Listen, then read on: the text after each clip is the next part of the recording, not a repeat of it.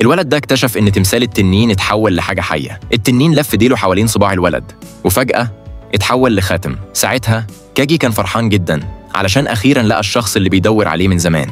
قال للولد إنه هيعلمه أقوى سحر ماجيك في العالم، بس حذره وقال له إياك تلمس أي حاجة في الأوضة دي. وبعدين مشي علشان يدور على كتاب السحر اللي كان مخبيه.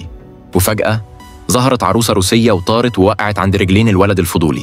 الولد شالها ولاحظ إن مرسوم عليها راجل، لكن العروسة بدأت تتغير في إيده. الولد رماها بسرعة. خرج من جواها عدد كبير من الصراصير، والصراصير دي اتحولت لراجل. الراجل ده كان الساحر الشرير اللي متحبس بقاله 1000 سنة.